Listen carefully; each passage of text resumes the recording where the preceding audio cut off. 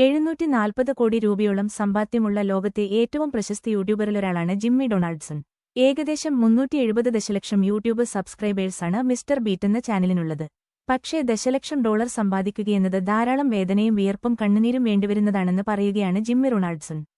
നിരവധി വിജയകരമായ ബിസിനസ്സിലൂടെയും പ്രോജക്റ്റുകളിലൂടെയും 2024-ൽ അദ്ദേഹം $85 million സമ്പാദിച്ചിട്ടുണ്ട്.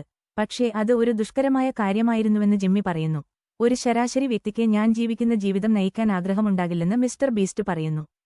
The diary of a C എന്ന പോഡ്കാസ്റ്റിന്റെ സമീപകാല എപ്പിസോഡിൽ സംസാരിക്കുമ്പോഴാണ് ഇക്കാര്യങ്ങൾ ജിമ്മി ഡൊണാൾഡ്സൺ പങ്കുവച്ചത്. 370 ദശലക്ഷം സബ്സ്ക്രൈബർമാരുള്ള യൂട്യൂബ് ചാനലിലെ അദ്ദേഹത്തിന്റെ വിപുലമായ ഗെയിം ഷോ സ്റ്റൈൽ വീഡിയോകൾക്ക് 764 ദശലക്ഷത്തിലധികം വ്യൂകൾ ലഭിച്ചു.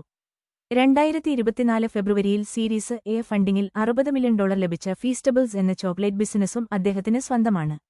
വെർച്വൽ ഓനിക് മിസ്റ്റർ ബീസ്റ്റ് ബർഗർ, വൈറൽ വീഡിയോകൾ നിർമ്മിക്കാൻ സഹായിക്കുന്ന പ്രൊഡക്ഷൻ കമ്പനിയായ മിസ്റ്റർ ബീസ്റ്റ് LLC എന്നിവയും അദ്ദേഹത്തിനുണ്ട്.